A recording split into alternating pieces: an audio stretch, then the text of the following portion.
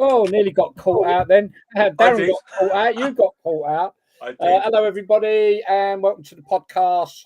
Sunday, the last day of the football season, other than the playoff, which we know already is against Leeds and Southampton. We'll talk more about that in a little while.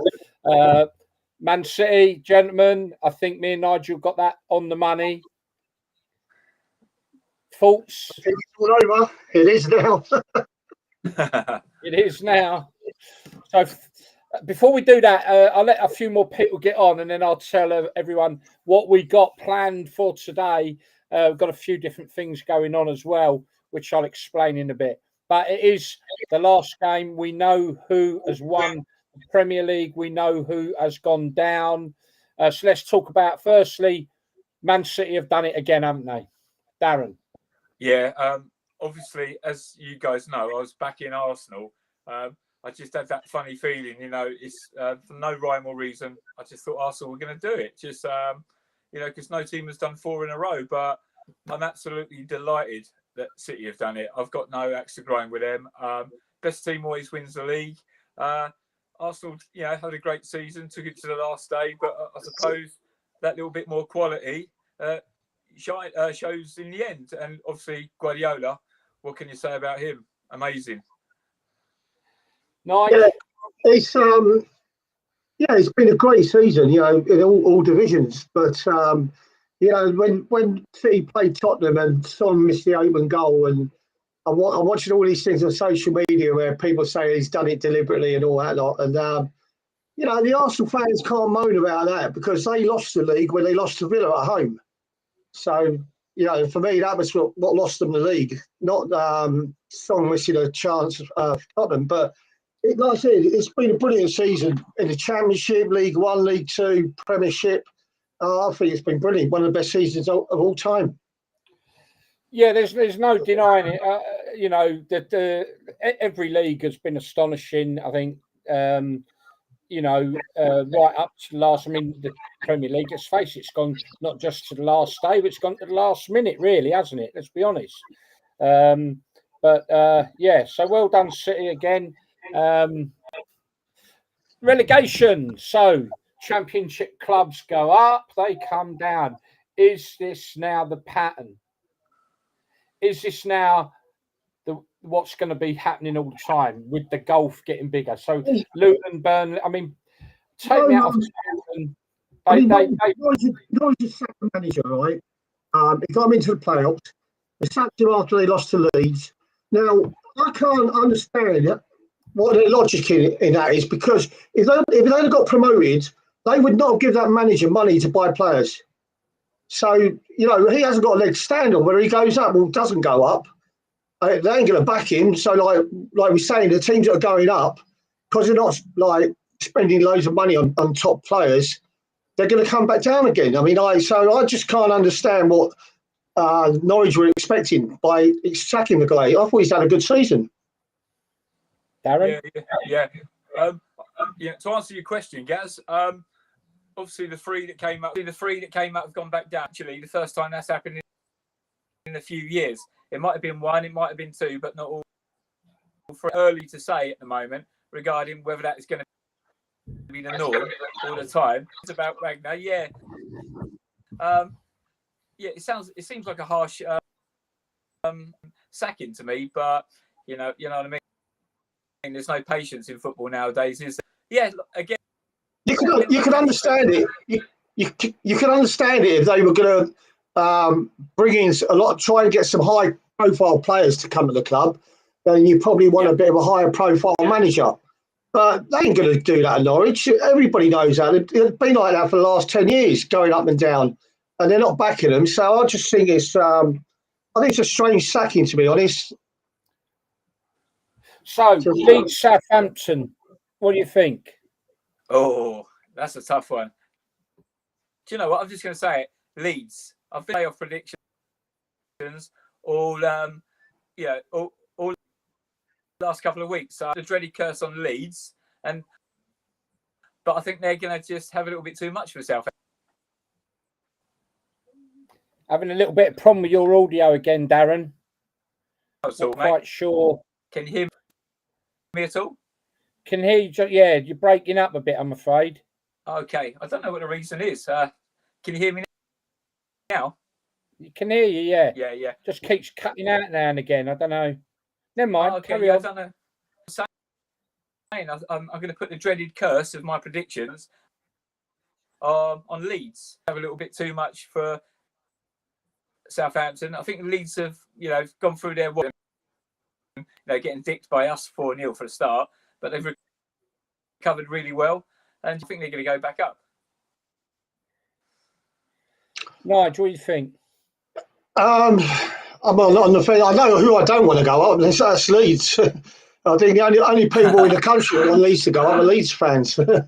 But I don't know. I mean, I think out of two, if there's any team that's probably could go up into the Premier and then perhaps get a few players to join them, high-profile players, it's probably Leeds more than Southampton. But listen, we all, not one of us three thought that Oxford would get through, did we? So we'll definitely come on to that.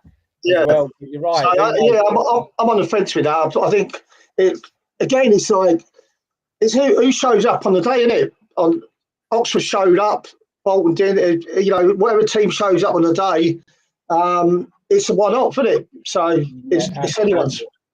Right, we've got a few more on now. So listen, folks, what we got in store for you on the podcast this week. So we've obviously talked about the Premiership now, the ups and downs there. We've touched a little bit on the Championship, but we're going to carry on with that in a moment because obviously last week that came to an end and we haven't really discussed that. So we've just discussed the playoffs as well. So we're going to look at the relegation side of that. We obviously got a couple of playoffs that have been concluded this weekend. We'll touch on them as well. Then what we're going to do once we've done that, we have got a few things in store. Really, we're going to discuss the possible VAR getting cancelled. I doubt it'll happen, but the Premier League are going to be voting on VAR. I'll get your thoughts on that, guys and girls. We've got Old Trafford. We're going to talk about Old Trafford and what the scenes from the other week were, and there's more to that, isn't there? And we'll talk about that in a moment, in a little while. Also, 40 years ago, this very, very day, Nigel was gracing the turfs at Wembley Stadium in the FA Cup final.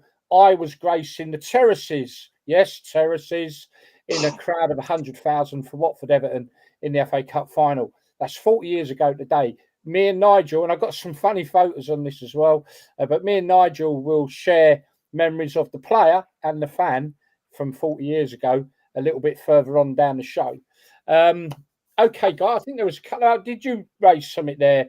Also, I want to talk about what Southampton did with the, the triangle boards they put up to try and prevent the long. Mate, that's despicable, really. We'll talk more about that. So that's where we are, folks. Don't go anywhere. Now, we're going to try something different this week as well, and hopefully this will work and then move on. We want you to put your comments on and everything else about the topics we discuss. But about midway through today's show, we will do a 10-minute question and answer. And basically what will happen, folks, is you're in the comments on whatever platform you're watching, you can put up your question. And what will happen is I'm just going to show you right now. There you go. As you can see, Q&A, and your question will come up on the screen. So we can't avoid it and we can't hide it.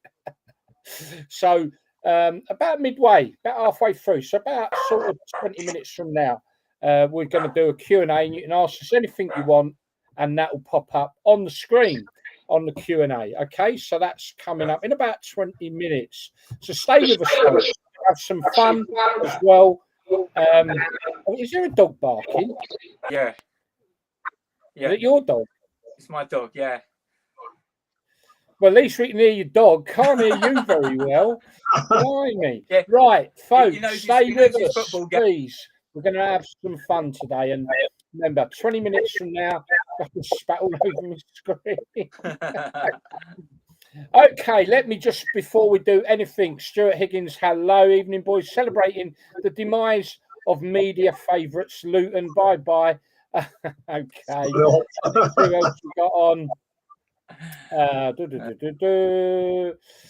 Proper football.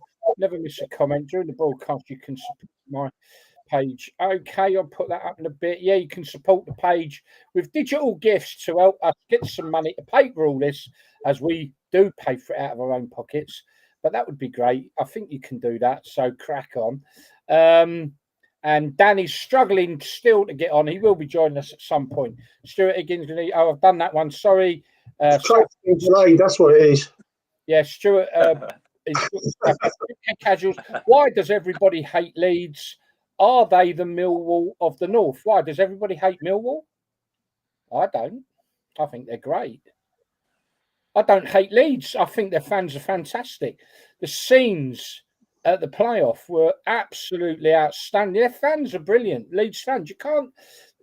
Yeah, all right. Everyone says we all hate Leeds, but you cannot take away. They are amongst the best fans in the country, surely.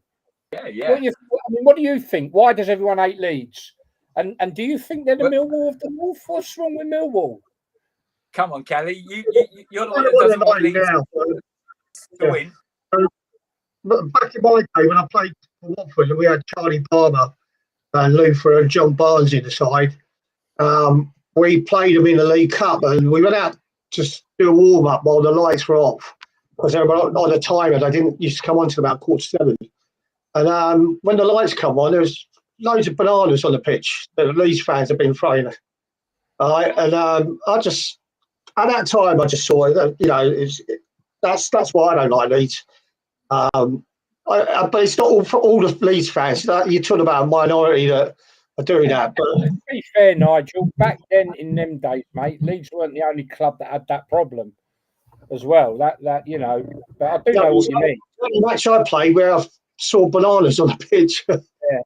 And you could see them throwing them in the dark, even though it was dark, we could still see what was going on. But, back in the day, Barnsley made like work of it. He just picked one up and started eating it. But that just, whenever I played against Leeds, I'm not like the fans, don't like the ground. Do you not think possible? I mean, I don't think their fans are notorious, but then you could probably name 20, 30 other clubs where they've got notorious fans for the wrong reasons. Probably every club has got an element. Do you think it actually stems back to the 70s when they were on the pitch? They were tough motherfuckers, let's be honest. Do you think and all that? Does it stem back to that? Do you think that's developed and everyone just has grown up with hating Leeds? Do you think that could have something to do with it? I don't know. I mean, Leeds aren't the only. We've had abuse for away fans, and Leeds aren't the only ones. I've got other grounds where you've got loads of abuse, and that was part and parcel of the game. But I played for Derby, and I know all the Derby fans hate Leeds as well. So I'm sort of like, I don't hate them, but I'm not big fans of Leeds. No, fair enough, isn't it? Yeah. Cool. Well, look, we now know the situation. Well done, Ipswich. They've made it up there. Do you think they can stay up there, though? Opinions, chaps. Over to you. Well, is the manager still going to be with them? Because they're all about him going to Brighton. Really? Yeah, it's a talk. Why would anybody want to do that? I don't understand that. You've just taken the side up.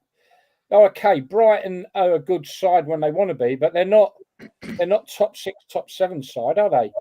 Why would you want to leave a club that you've taken up? Surely the challenge is to keep them up. Surely.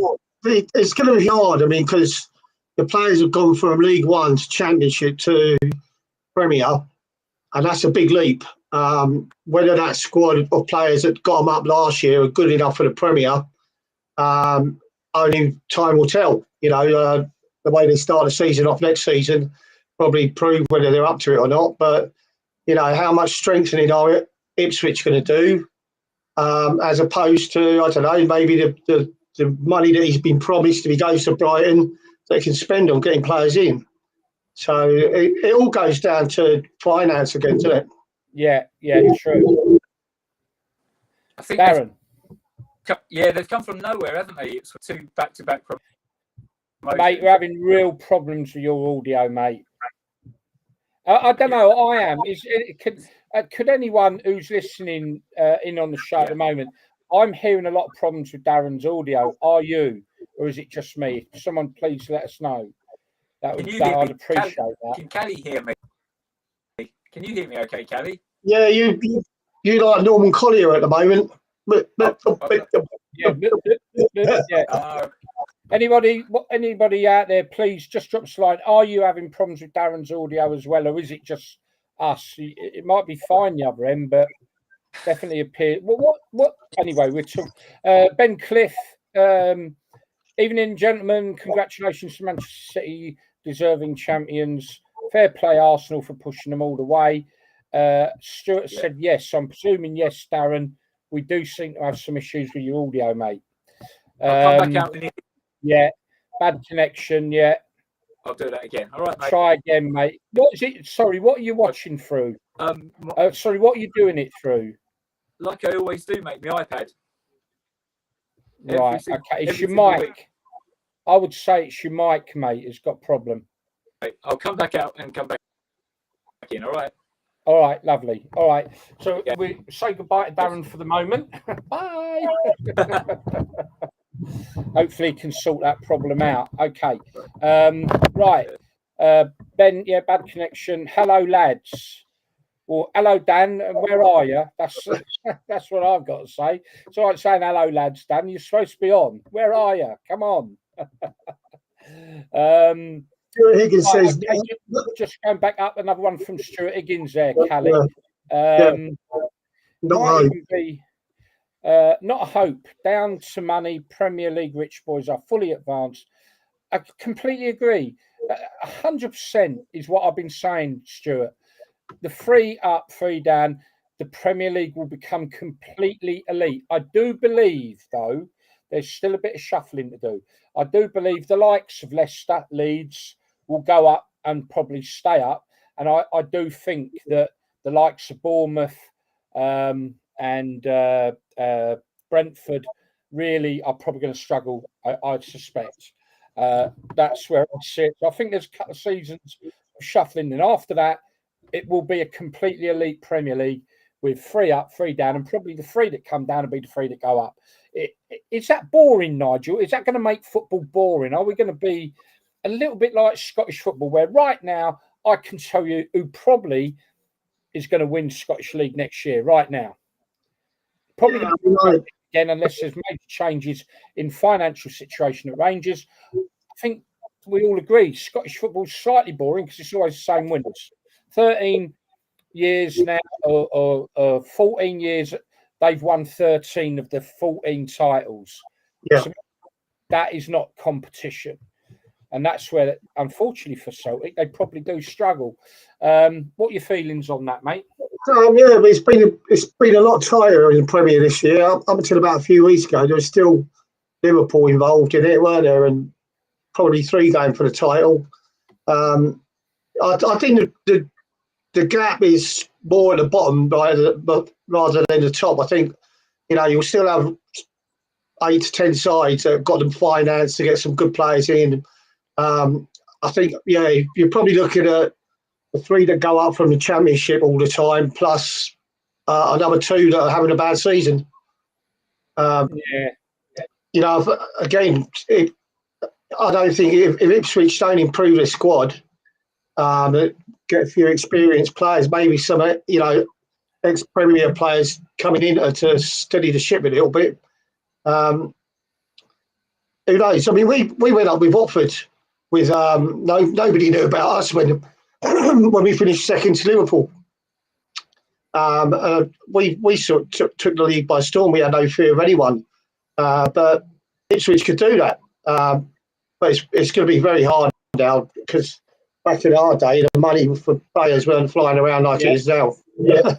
Yeah, Ed Sheeran's going to have to put the band in his pocket, I think. Let's see if Darren can sound better. Go for it. Give us a song, Darren. Come on. You got to hold again, but do it at the right time. It sounds a bit better, yeah. Well, that doesn't sound better. I think I know what you were talking about. I just want to talk about Ipswich just briefly. Yeah, obviously, like Callie said, are we okay? Can you hear me all right? That's feedback, mate. Let me just, I'm going to try something here because I've got some new things. Let me just see. New technology. New technology. Let me just see whether I can, right, carry on. Yeah. Obviously, they've had back-to-back promotions. And like Callie was just saying about when Watford went up, when he was playing for them, bit of a surprise packet, bit of the unknown. That might just carry him through the first season. It might not. As for Kieran McKenna, I remember us talking this time last year about Vincent Kompany perhaps leaving Burnley. You know, a bigger team coming in for him, and I thought that he would stay, and he ended up staying. And obviously, took him back down again. And I think Kieran McKenna will stay at Ipswich as well. I find it hard to believe why he wouldn't, unless Manchester United came in for him, because he's been there before already, hasn't he? But yeah, I hope he does stay with them. Okay, just bear with me. Stuart has put, I am struggling to now. You seem to cut off, but I think you sound a lot better now. I've not, so we'll just keep an eye on that. Anybody give us any feedback there? But to me, Darren, that came through okay. Look, folks, like I say, stay on. We're going to have a Q&A, brand new element to the show, Q&A in about 5 minutes. Okay, and what we're going to basically do, it will come up on the screen, the Q&A. Your question will come up on the screen, hopefully, and pop a question to us about anything you want, and we will do our best to answer the question. Dan, who should be on the show, but he is really messed up a little bit. No, sounds loud and clear. Kept great. Okay, parachute money. The club's coming back up, which they won't need to be returned and shared between. Okay, that happened with Leicester and one of Leeds. Right, what Dan's saying there, gentlemen, is that obviously Leicester going straight back up. It's going to be Leeds or Southampton. Okay, now what he's basically saying there is that the Premier League are going to make a lot of money, quite a few £1 million, not having to pay the parachute payments. Yes. And that'll get distributed.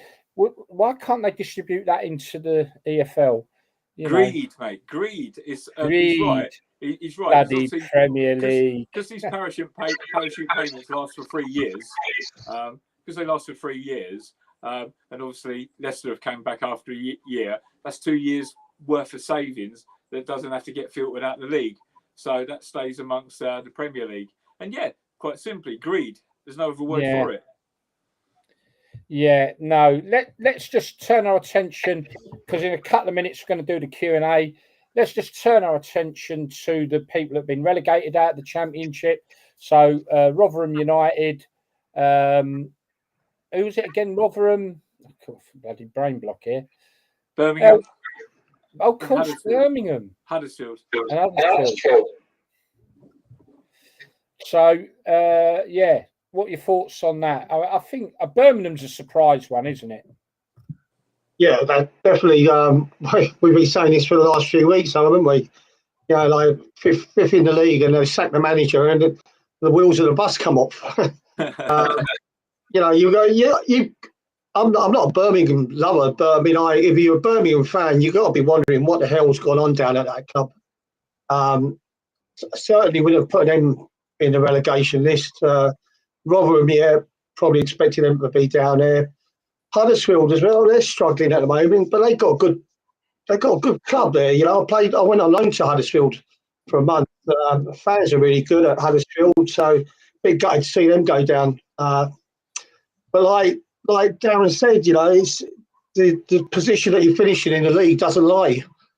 And if you're not good enough, you're not good enough. No matter how big the club you are, like Birmingham or whatever. So I'm sure you'll see the likes of Birmingham and possibly Huddersfield getting promotion again. You know, but whether it's next season or not, I don't know. Interesting. Darren, any thoughts? Yeah, pretty similar to what Callie says. I'm getting fed up of agreeing with Callie actually, but I actually do. You know, I do agree with him. I've got to say I do. obviously at the start of the season, Rotherham would have been many people's favourites. Huddersfield and Birmingham wouldn't. And certainly as the season started, and with sacking their manager in fifth place, it seemed balmy at the time, and it seems balmy now. That's people weren't being smart, when Eustace got the sack, they found it crazy, and paid for it, haven't they, for their stupidness? But I guess they were chasing even better. Yeah, you definitely got an issue with the audio. We're going to have to see if we can sort that out on another time. That's just going again now. I'm going to go to another part. I'm going to go to another part of the house. All right, okay, try that. Yeah. Okay, now we're going to get the guided tour, everyone. This is Guess the House. This is a new segment to the show. This is where we're going to go around somebody who's not famous house. Yeah. And you're going to guess whose home they're in. Mate. Right. Is it any better now? Any better? Talk. Sing a song. Can you hear me? Is that can hear you. We'll see how we... Is that better? Oh, for God's sake! There's a delay.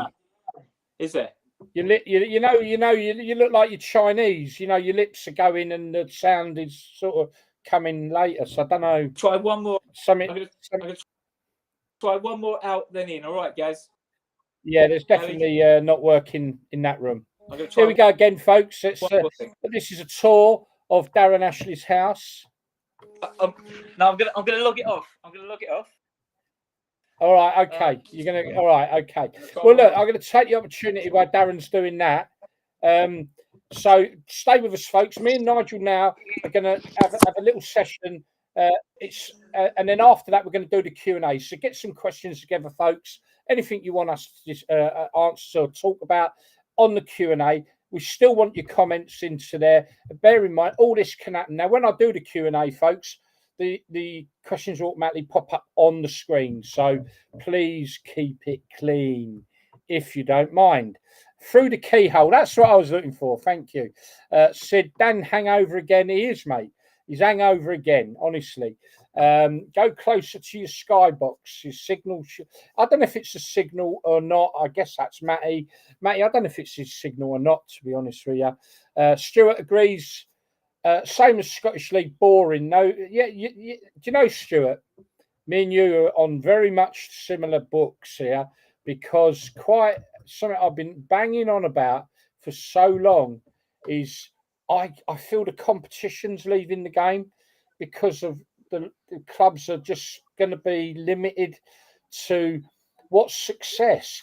Having a season in Premier League, that to me is condescending, and it's just, I don't know. But you are right, mate. Right, Nigel, 40 years ago today, yep. you, my friend, was gracing the hallowed turf of Wembley. I was gracing the hallowed concrete of the terraces.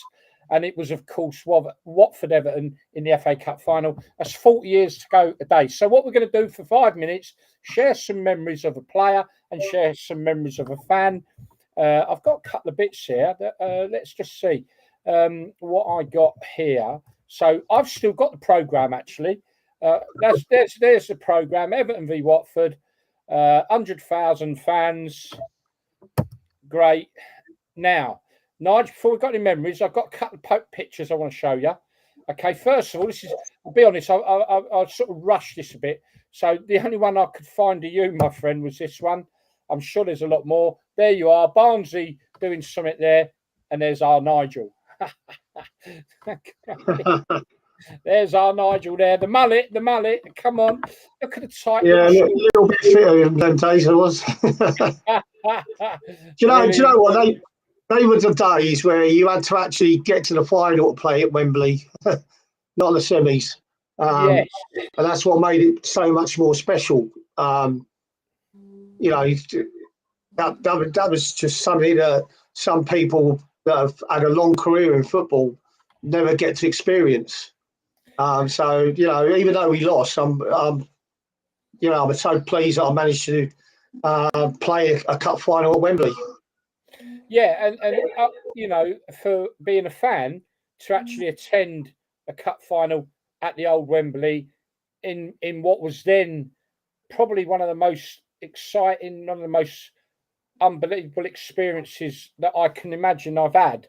You know, I've had some great experiences following Watford, but I can't tell you now.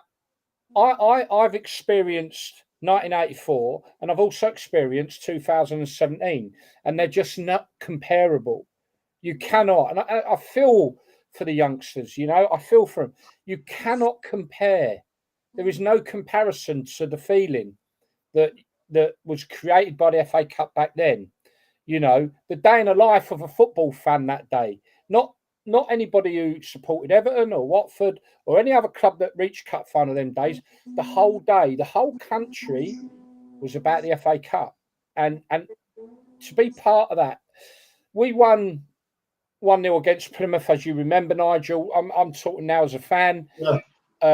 We won 1-0. George Riley getting the goal at Villa Park, and then in 2017 we beat Wolves 3-2 at Wembley.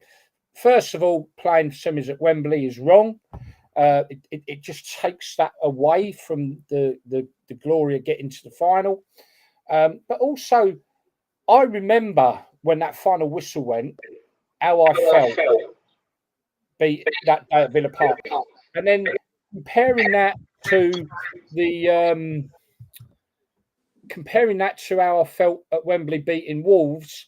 The only thing about that game, I've got to be honest with you, it was unbelievable because we were 2-0 down and we came back to win 3-2. So it was an amazing comeback, which made that semi a bit more special than what, but still, I can't compare. I won't even talk about the cup final. Now, the 1984 cup final, we're talking about it 40 years later, and those that are still alive in another 40 years' time, which probably won't be any of us, but anyway, who will remember it well, would talk about it again in 100 years. We wouldn't talk about 2017. Maybe that's because of the loss, possibly. We lost in 84, but it was amazing. The fans stayed behind. Nigel can tell us what the reaction was when you came back to Watford as well. You know, but for a player, what was that like coming out onto the pitch and just the whole event? What was it like, mate? Well, with Watford, when Taylor took over, they were in the old fourth division. No fan in his own mind that supported Watford in them days was thinking, I hope we get to an FA Cup final. So the fact that they went through the divisions and, you know, we got to that FA Cup final, and it's really weird because the week before the final, the build-up, there's just things going on around you and things that you've got to attend, like PR things and stuff like that. And in between that, you're trying to do your training and getting your head right for the final. And then sort of like we're in the hotel overnight, and I think they had Freddie Starr in their hotel, and we ended up with Barrymore in ours. And it was a bit, you know, the cameras around you, all that, and then they get on the coach with you. And, you know, they're on the coach when you're on the way to Wembley. And once you get to Wembley and you get in the dressing room, so then you go out on the pitch and you have a look at the pitch and stuff like that, everything seems to fly by, you know. And before you know it, the final whistle's gone and you've lost the match. And really, you sort of like, you just want to get off that pitch because you've lost the match. You know, that you just want to get off as quick as you can, get your medal and go. But, you know, the Watford fans were absolutely brilliant. You know, like, for them, it was like, yeah, we've lost, but this has been the best day of our lives, you know? Yeah, it was. Yeah. That's what made it a bit easier, like, you know. And we done the tour of Watford the day after, which is a picture of me and Elton John there in the background. Yeah. And the turnout was unbelievable. We'd have thought we'd have won the cup. It was unbelievable. So, yeah, I can remember virtually everything about that year. Yeah, and that's what it meant to us, though, as fans. And that's what the FA Cup meant to all fans. Fans, definitely. Every fan in the country. That's what the FA Cup meant. It's such a shame that it's been so dismantled and lowered in its esteem. It's such a shame. And yeah, really, I mean, I'll be honest with you, when we was at Wembley in 2017 for the final, I nearly got chucked out in the first 5 minutes before the game kicked off because I'm thinking, it's cup final. Come on, and and mate, all the bleeding idiots behind me are like that. It's too comfortable, Wembley. Sit down. Yeah, it's too comfortable. Sit down. off. It's the cup final, nose to nose. The stewards come in, and I sit down. I thought, it's cup final. What's happened to our game? You know, we had they organised a party at Elton John's manager's house that night. So we've all gone there, and that's Kiki D was there, and a few other celebs, and but we had our own little party at his house, and then we was in a hotel overnight, and then obviously we got the coach in the morning for the parade. But it was just I think the club and the supporters were a lot closer in them days. You know, like it was we was one of the first clubs to have a family enclosure. And Taylor's philosophy was that he wanted us out with the fans. You know, like we had these pancake races in town, and we'd be doing them. Like, you know, it was very much he wanted to bring the fans and players and the club together. And I think that's what it was when we got to Wembley for the FA Cup. It was something that everybody felt that we all done together, not just a team.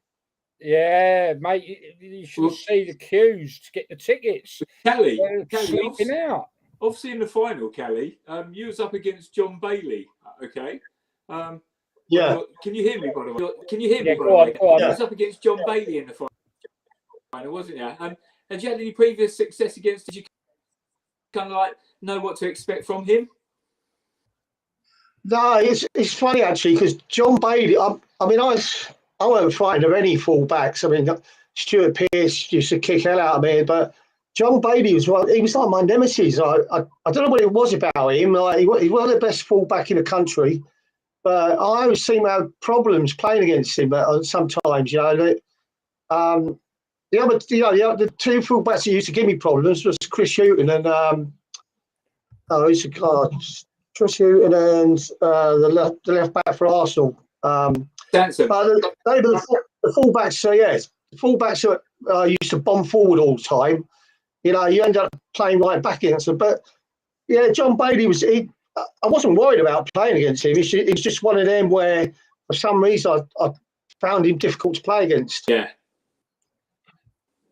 It was mad as well, because I went up to see a mate of mine in Liverpool. He's an Everton fan. And he was playing in a charity match at Everton, and it was a big moment for him playing up there. So I went and watched him with his cousin Jimmy. And we're upstairs afterwards in the hospitality suite, and we're sat down having a bit of a bite to eat and a drink. And bloody, who walks in to join us at the table? John Bailey.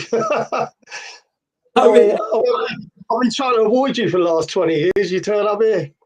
So, yeah. Few things coming in. Was a great day. This is Watford Woody. A great day. Everton fans on that day were great. Remember swapping my Watford top with an Everton lad's top. I was on Wembley Way, rather drunk. I wasn't young like you guys then. I was about 18. That tells you how old I am now, doesn't it? Really, but I know everyone now is going, really? He's how old? Don't look that old. Ain't you? Everyone, be honest. Be honest. You're thinking, no, he can't be that old. I know. Anyway, but no, I remember swapping a can of. I had a beer or whatever cans of beer. I remember they put barriers up Wembley Way on this occasion, and I remember getting over the barrier, and Everton fan getting over the his side of the barrier, and we met in the middle. We just looked at us, and we swapped our drinks and had a drink and a photo. It was a really good. The Everton fans were fantastic that day. Watford fans were. It really was a brilliant day. Absolutely brilliant. Do you know what? I'll say that that Everton side we played is probably one of the best Everton sides I've ever had. You know, they were a good side, and they won the league that year, I think. Now, I know we were going to try and get Steve Sherwood on, Callie. I know he's been on our show before. There's always been a question mark over Andy Gray's goal. What are your thoughts on that?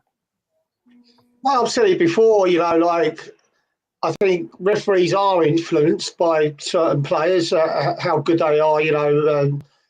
Because Steve wasn't he's not Peter Shilton or Ray Clements or whatever like that. I just think if it was Shilton that went up for it, and Andy Gray would have headed the ball out of his hands, the referee would have given a free kick. But because it's Steve Sherwood and maybe he's prone to a mistake, the referee's thinking, you know, it's a difficult one, isn't it? Like, could have done with VAR back in them days. Yeah, we're going to come on to VAR in a little while. But what I'd like to do now, because this show is running quite long, it's going to run over.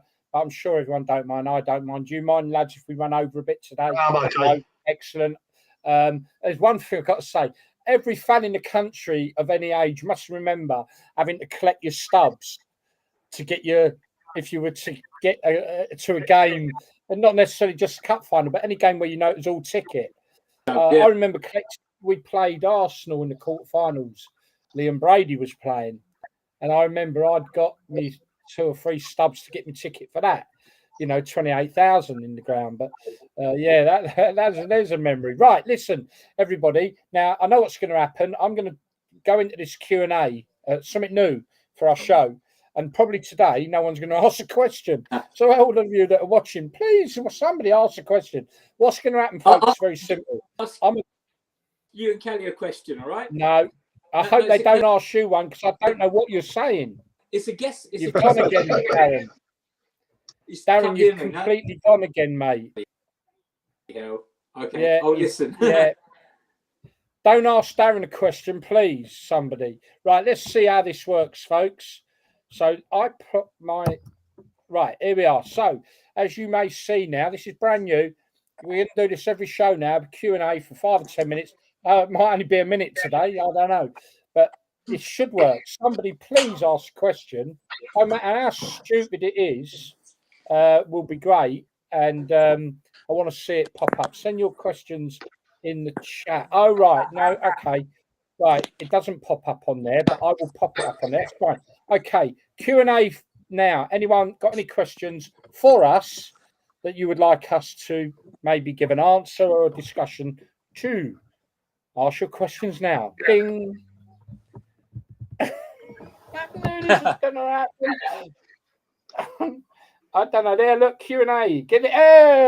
Here we go. Stuart Higgins. Luton, how long do they stay down? Question. How long do they... You think they won't go back up? I can't see them going back up. I don't know, though. It might be... Listen, we're not Luton fans, but I think they definitely put up a bigger fight than Sheffield United did. And the thing with Luton this year was they scored goals. You know, they were losing games where they couldn't score.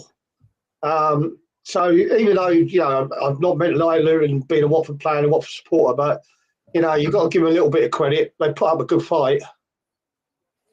Right, I've got it working. This is one for you, Callie. There you go. What was the worst ground ever got changed? Though? Probably Crew Alexander, I think, because the dressing rooms were right next to the refreshment stalls. So, like, if you had the windows open, you could hear everything that what people were saying about you. So, Callaghan's having a nightmare. You could hear it. Like, so we got in there at half time, and we weren't playing that well. And Taylor said, "I ain't going to say nothing. I'm just going to let you listen to what they're saying out there." So, probably Crew's one of the worst ones. Darren, now me and you got changed in the Premier League club's changing rooms when we played at a certain ground. And them changing rooms were complete shitholes. Where was that? Fulham. Where? Fulham. We got there in the end, mate. Yeah. Fulham. Yeah, definitely. They were absolutely appalling in the cottage, weren't they? In the cottage. That's right. Yeah. They were awful. I've changed at Luton as well because I played there. But okay, here we go. Another question. Again, I think this is for Callie. Oh, hang on. Who are the top 3 players you played with, Callie? Played with or played against? Played with, yeah, probably. Well, definitely John Barnes, Dean Saunders at Derby. I had a really good connection with Dean when I was on the pitch. After that, I mean, I probably Tony Cohen, the goalie. I mean, I thought Tony was brilliant keeper. I played with so many good players, though. You know, it's hard to single out. I'll probably single out who I got on better with on the pitch, but definitely Dean Saunders at Derby and John at Watford. So I'm not sure what it means by this. It's asked last question based on Callaghan's answers. He's more Derby than Watford. Why? I'm not more Derby than Watford. Every time Watford and Derby play, people try and get me to say who I'm going to cheer for. But I always say, a draw's a perfect result for me. The only gripe I've got with Watford at the moment is I don't like the owners. I think they've ruined the club a little bit. So that's my gripe with Watford. It's nothing against Watford as a team and a club. I just don't like the way that the owners have taken it. And I know they've put money into it, but I think a lot of the problems and the success Watford haven't got at the moment, it's down to them. No, absolutely. Yeah. Q&A, folks. So have you got any more? I think it's just quite a good idea, actually. Look, the questions can be about anything, absolutely anything. And this also is an opportunity. If you're going to throw a question at us, could open up good debate as well. So have we got anything more, folks, while you're out there that you'd like to put to us? Drop it in on any of the platforms you're on. You just have to put it in the comments and we will see them. Unless you're watching it on your TV. What's this? Hang on. Here we go. This is, oh no, it's a statement really. They have killed the family feel of the club. Yeah, there is disgruntlement there. Okay, we're going to move away. Oh no, we're not. We're not going to move away from the cup final. I have one last thing, Nigel. I just wonder, is there something that you would like to share with us? I don't know, but this just looks like you're getting rather intimate. There's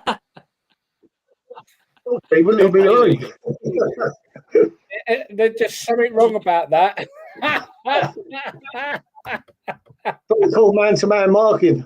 Yeah, that is man-to-man marking, isn't it? Hey, bloody hell, man. Look at that picture, eh? You don't want that one shown too often. Pretty good hairstyles there, weren't they? Okay, so we've done that. Stuart, just to answer you, Stuart, last time I was at the Vic, I don't go down a lot at the moment because, one, I live in Stafford. Two, I'm like a full-time carer for my mum. So it's difficult. So I did get down. I think the last time I went down was for the Southampton match. That's right, me and you, yeah. Yeah, that's what we do, wasn't it? So I'll definitely be down there next year when Watford play Derby. And vice versa, probably go to Pride Park when that happens. But, I'll be hoping it's a 1-2 for both clubs next year, hopefully. But, yeah, I've never been... If you think that I'm more Derby than Watford, that's never been the case. Cool. I guess your allegiance is with any club that you've played for, unless you've had a bad experience, and we won't go into that, will we, Callie? Yeah, you're gonna have some feelings for that club, regardless, aren't you? But anyway, okay, we're gonna move away. Oh, hang on. I don't know whether one last question's come up. Yeah, yes. I was going to say. I was lucky the two clubs had two of the best set of fans that I've ever played for, real passionate fans. So the days at Derby and Watford were good. And Watford, I actually achieved more with Watford than Derby, but...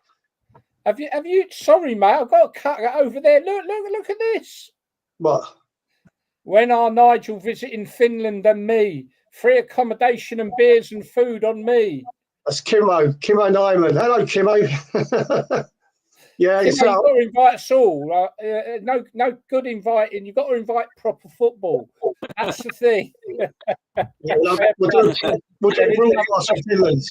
Another question coming up. What is the most memorable goal, Callie? Wow. Well, I got goal of the season for Watford three times out of 4 years. I'll probably say the three best goals I got at Watford were the Newcastle game, first game of the season when I volleyed it. The goal against Southampton, which put a 6-1 up. And I got goal of the season for a goal at Vicarage Road against Man City. So, yeah, then if I was at Derby, it's probably the goal I got against Plymouth when we needed to beat them to win the title. So, Plymouth are getting quite a mention tonight, aren't they? Yeah. Right. Okay, that's it then. So, another offer here. Callie, I'll put you up for free if you ever visit Dublin. Again, come on. Invite proper football and we'll think about it. Come on. I think we'll do live broadcasts from them places. Notts County 3-5, chemo. That was a game. Your goals, Callie, your goals. Wow. I should have had a hat trick on there. Sorry, Darren, you're struggling, mate. Just nod and smile, and at least you got on. Dan's not even got on. Right, let's move along. Playoffs, gentlemen. So we've had 2 playoffs decided this weekend. First and foremost, Bolton against Oxford. Who would have thought it? I was plumbing for Bolton. I know you boys were plumbing for Peterborough. And Oxford have done it. Give us your views, chaps. Well, they're like, Bolton must feel like they've been robbed. They were 10 points in front of Oxford. So, like, to be that far in front of Oxford, and then, like I said, they didn't turn up, Bolton. Oxford were ready for it, and that's the beauty of the playoffs, I suppose, isn't it? You know, sort of doesn't matter how many points separate the third one from the 7th. You've still got a chance. Once you get in the playoffs, all the points go out the window, don't they? Yeah, someone's agreeing there. Was shocked it was Oxford. Yeah, I think. Yeah, do you know I have great memories of going to Oxford and that as a fan, and I'm really looking forward to Oxford. Actually, I really am. I wonder. The question is, I've seen something on there. They're moving Stadium Bowl accounts, and I'm not sure what the situation is there because Sam is being awkward or whatever with the club. I'm not sure. Obviously, the 3-sided stadium. I'm sure that they can do what Gillingham and Wrexham have done and get some temporary stand-up because they'll fill their ground all season. So I think that would be the way forward. They're not going to do anything else other than that. And I'm trying to understand, I don't know if we've got any Oxford fans on today, why? I'm trying to understand why, because it ain't a bad stadium. It's just 3 sides. But on the empty side, it's just a car park. Very easily put a nice stand up there. So why they got to move out? I don't know. I'm going to do some looking into that for the next show. Don't quite get it. It's not a bad stadium. I used to like going up to the Manor Ground. You know, proper old little schools. It's there, bloody hell. You know, but always remember opposite the ground there was some houses and there was a shark built into the roof of an house. Opposite. Anyway, there we go. Hang on. Prefer 1, 2, 3, 4 promotion. Another corrupt money source. Prefer 1, 2, 3. You don't like? Okay, Stuart. Don't like. I like the playoffs. I understand. Prefer 1, 2, 3 going up, like in the old days. I think I like the playoffs. I have to be honest. Me and Stuart agree on most things by the sounds of it, but not on this one. I like the playoffs. I think it keeps the season going and opens up the competition for a much wider scope of teams than 1, 2, 3. 1, 2, 3 in some seasons could have been decided months ago. You know, the playoffs open and anybody can get in the playoffs. I like them. I don't know. Your feelings on playoffs, chaps? Yeah, I totally agree with you. It's basically like teams that are mid-division, even lower than mid-division, like they put together a little run of wins, you know, straight away they're on the edge of the playoffs. Even though they're probably 20 points behind the first and second side, they've still got a chance of promotion. So I think it keeps it open for the teams, keeps it open for the fans. Obviously, like if you're a Bolton supporter and you're thinking we was 10 points clear of them, you're going to be a bit disgruntled. But yeah, it definitely makes it more interesting and it makes it more heartbreaking at the same time. Yeah, true. Darren, I don't know if you'll be able to tell us. Give it a go. I'll try. Can you hear me? Can you hear me? Can you hear me? I can, just about. Right, yeah. The playoffs, yeah. It's for all the reasons why everyone likes them. I'm going to off and I'll type it. Yeah, I think you might want to put it in the comments. Yeah. Stuart's adamant, unfair, unjustified nonsense. Stuart, I'm sure we agree on most. Let's agree to disagree on that one, my friend. Darren's going to try again. Oh dear, oh me. Okay, we were going to go. We got another playoff, but let's wait for Darren to see if he comes back on. In the meantime, Nigel sent me this the other day, and I've got to be honest, I chuckled. I really did chuckle. It's a nice, clean bit of fun. It's not football related, but I'm going to pop it up. It's funny. So, hey, have a giggle, people.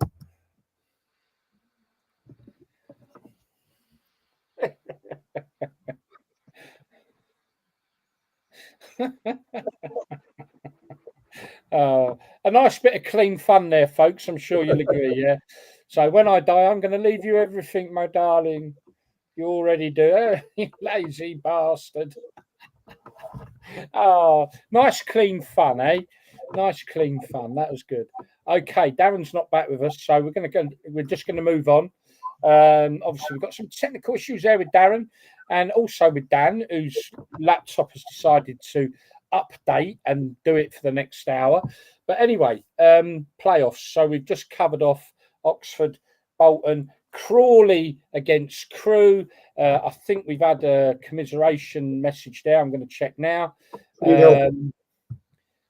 Back up the top there, commiserations to Crewe. Well done to Crawley. Smashed Milton Keynes, didn't they? I won't say Dons because they're not worthy of the word Dons. But anyway, give it up. Call yourselves Milton Keynes City. You are City now, by the way. Just call yourselves that. People might not like you, dislike you so much. Anyway, yeah, commiserations with Crewe. Thoughts on that? Are Crawley worthy? I mean, they really did smash Milton Keynes, didn't they, in the semis? Yeah, listen, it's not whether you're worthy or not. It's like if you win, then you win, don't you? I don't think anybody's unlucky if they don't go up. It's normally like the league table tells a story, and if you don't win the games and you don't, the teams that do well are the ones that manage to get something out of nothing. And I said, Crawley were clearly up for it more than the other two teams they played. So fair play to them. They'll enjoy a new experience next season, going with some fans. And again, for the fans, new grounds, new places, it's fair play to them. Good luck to them. Congratulations to Crawley. Then now playing football in League One. And coming up to join the teams in League Two are Chesterfield, rightly worthy winners, back up into league status. And for the first time in their history, Bromley are joining them after winning their playoffs as well. So congratulations, Bromley. I'm sure you're going to have a fantastic, enjoyable season, regardless of what happens. So enjoy it, Bromley. It'll be good. Okay, that's the playoffs done. So hang on, guys. Best podcast. Thank you for all you do. Getting pissed on demise of. Okay, thank you for that, Stuart. Really appreciate that. Really do. Thank you. That's great feedback. Thank you. Okay, so let's talk about VAR, and that's good because there's a decision made at Wembley today in the Crewe-Crawley final that actually is a sort of a reason why VAR maybe is a good thing, and that was, and I couldn't take the footage. I've got the footage, couldn't take it because it's Sky, and they will have a pop at us if we put it up. So what it is a one-on-one with the goalkeeper. The keeper actually went down, took the player down with his leg stretched out. He got a yellow card. Then VAR got involved, and it showed that he actually got to the ball first.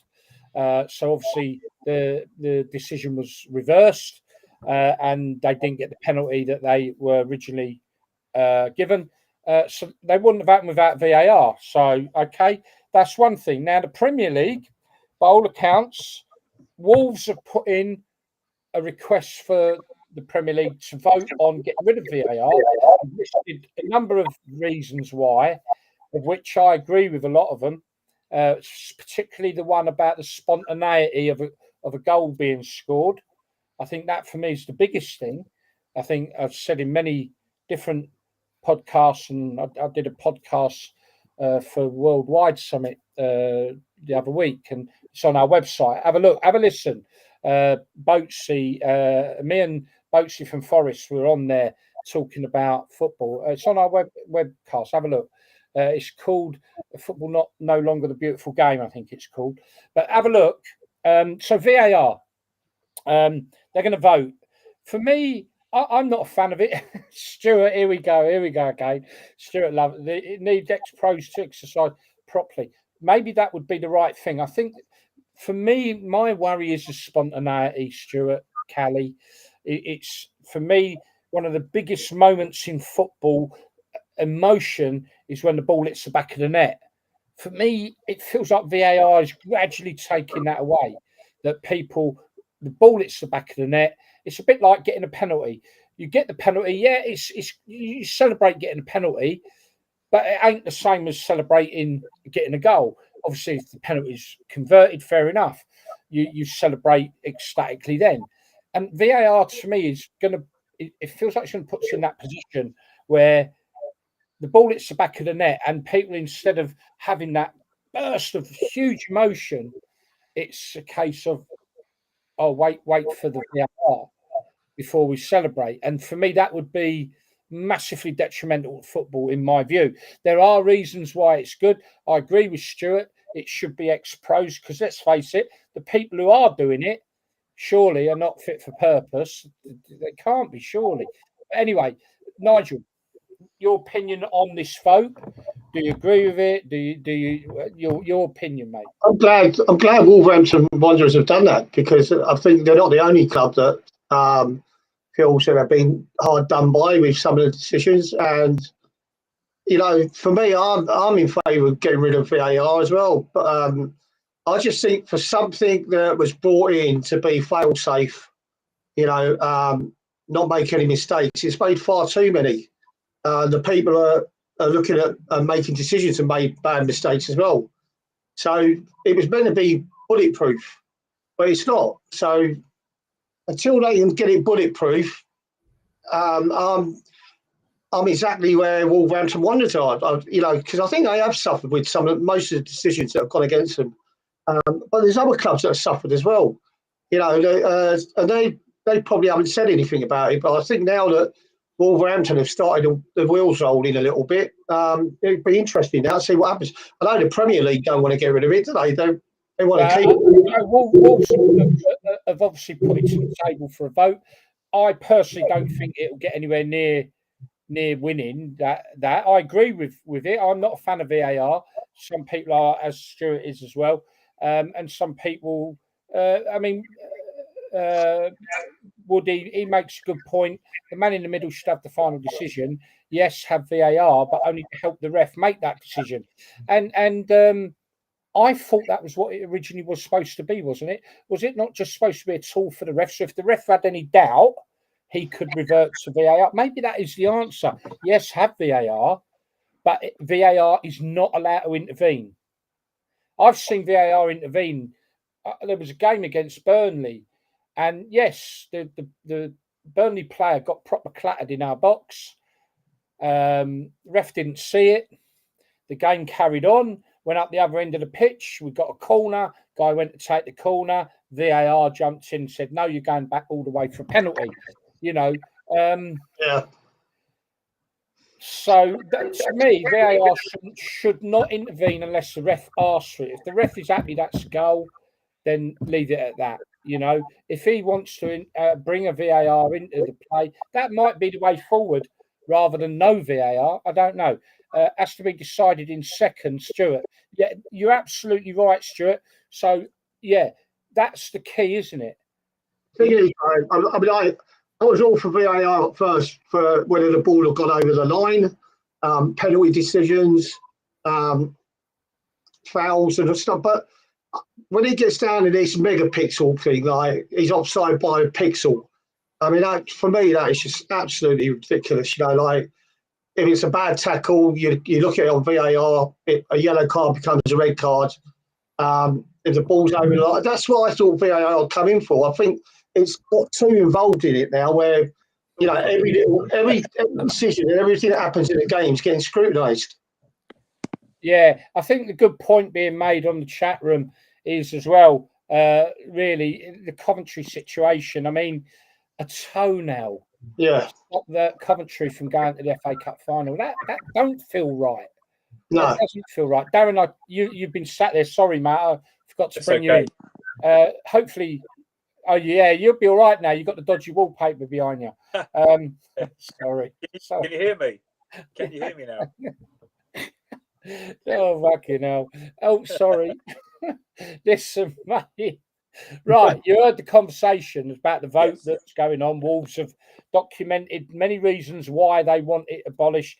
We know it ain't going to happen because the big boys in the Premier League need that because they're in Europe, and Europe will not get rid of VAR. Yeah. So it ain't going to get done. But obviously, the conversation yet again about VAR. It's a stupid argument, that one, about Europe. Can you hear me? Yeah. Yeah. Yeah, it's a stupid argument because when a Premier League team play away to a championship club, there's no VAR. Without playing without VAR. We're losing you again. Oh, mate. Just give us thumbs up. Right? And I'm going to try and So what you're saying is, I hope, is that that is what is being said, especially like the sides that are regularly in Europe will want to stick with VAR because that's what they want to benefit them in Europe. And so you're saying, well, that's rubbish. Because try again. The Premier League team is playing away in the FA Championship team. Right, in the FA Cup.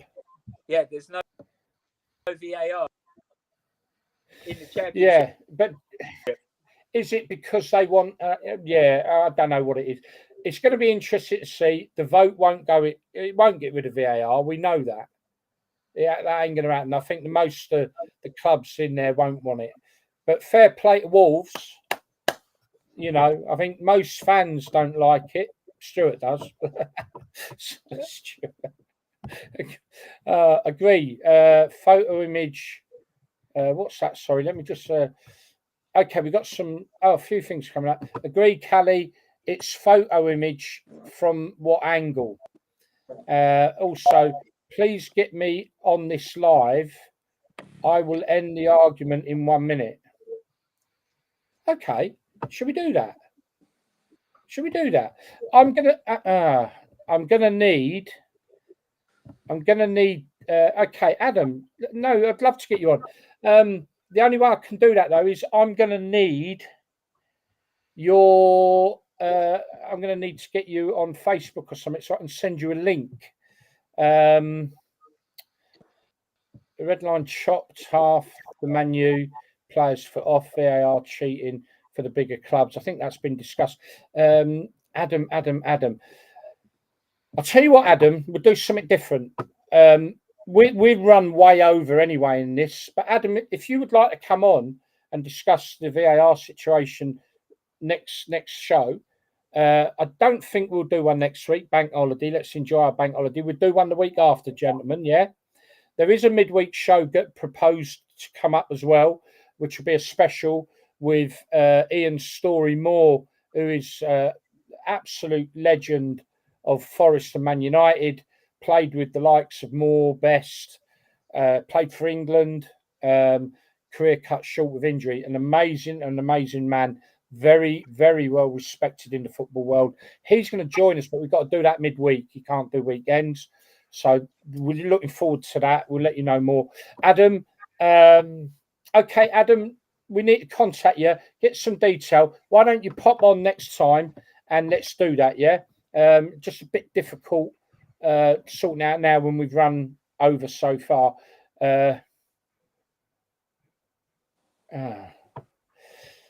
Okay, well, we ain't about politics, Timo, so sorry, mate. Not about politics. we have to put up with that every day. Let's leave that alone, please. Don't really want that. I'd go live if you'd have me. Okay, but we'd happily have people on as guests, even to come on for 15 minutes, 20 minutes, something like that. So, yeah, okay. No, Stuart, that's fine as well. Fair enough. Adam, please get in touch so we can get your contact details. So I can send you a link. We'll do the same with Stuart. Why not? Let's have an open house. One last thing, and then we'll call it a day, gentlemen, yeah? Darren, just smile, please, and thumbs up. And it's a pity you don't know sign language. Although if you did, it would be no good because I don't. But anyway. Oh, dear. Oh, dear. Right, people. Old Trafford. Now, we've seen what happened. The waterfall.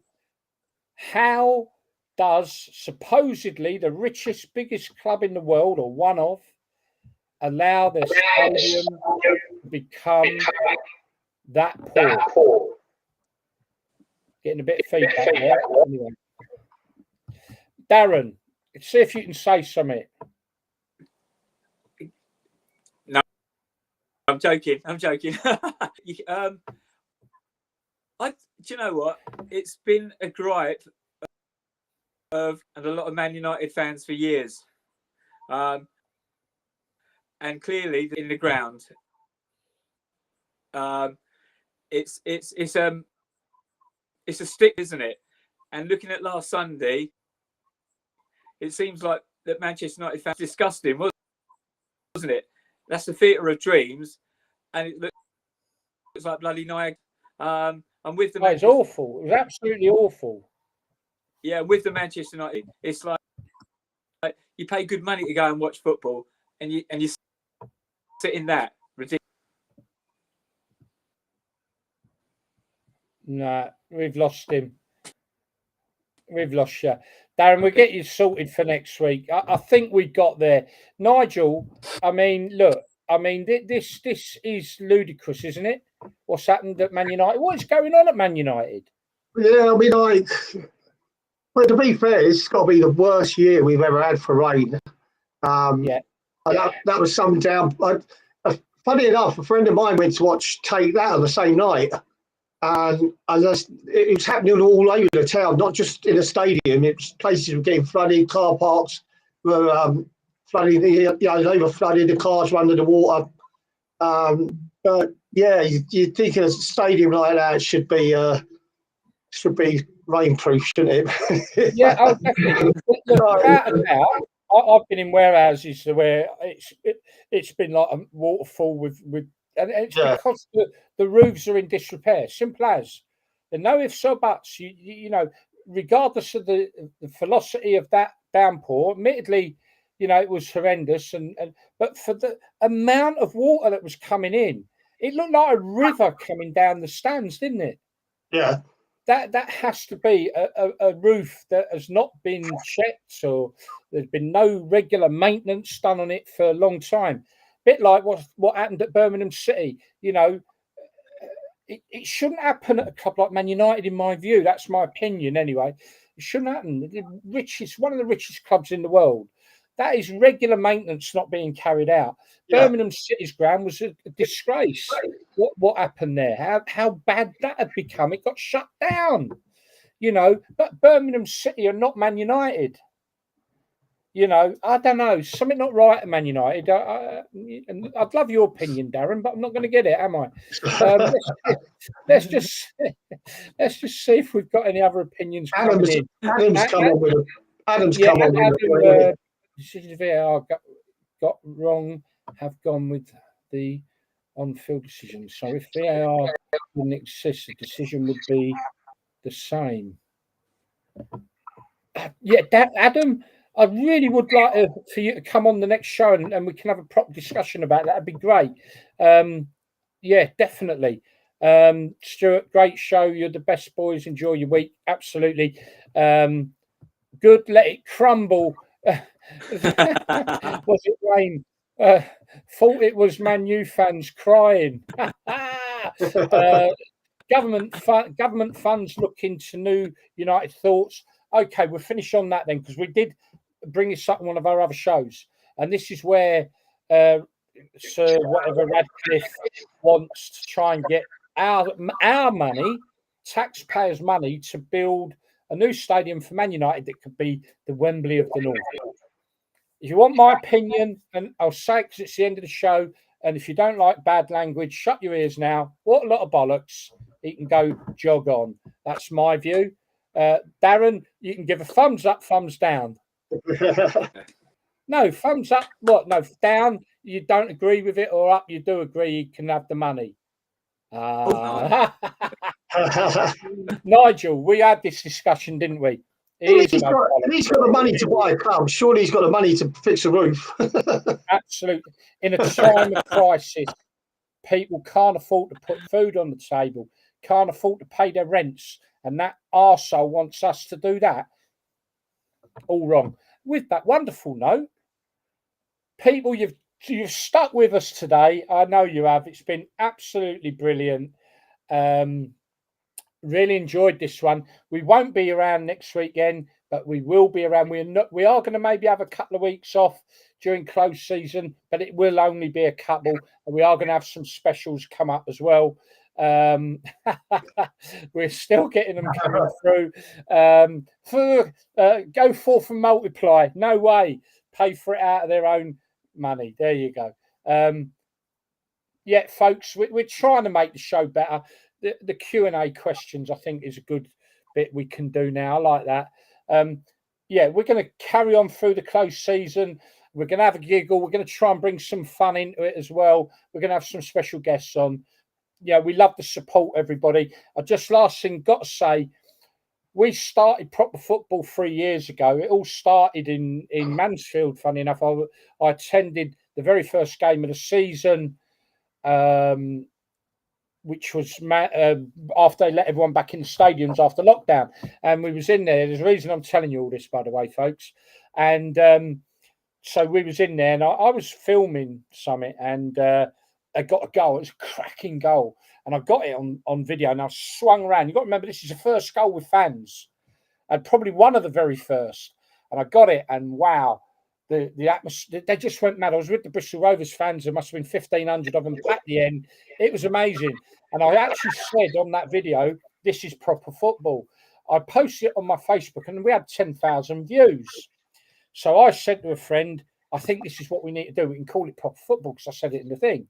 3 years later, and we do this podcast, but our big thing is our social media, for which I have to mention Dan and Greg, who do an absolutely unbelievable job. I mean, truly unbelievable. They work in their nuts off. And so we're on all platforms. Our social media, again, the comments we get, it's the best football one, because we cover from top to bottom. And this week we hit 100,000 followers, a massive milestone. And Dan and Greg, well done, mate, because it's your hard work that's done that. And we've done it because we love football. We don't love the modern game, maybe the money that's ruining it. We do it because we love what we fell in love with many years ago, a lot of us. And that's why we do it. And thank you all for the support and that we get off everyone in the comments. And yeah, onwards and upwards. Nigel, last words with you, my friend.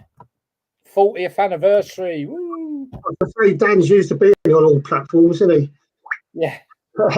But no, look, listen, what a feast of football we've had this season. And I said it's been tight at the top, but it's been exciting at the bottom as well, you know. And like I said, not just the Premier League or the Championship, it's been all the way down. And it's made our shows better because you've got more to talk about.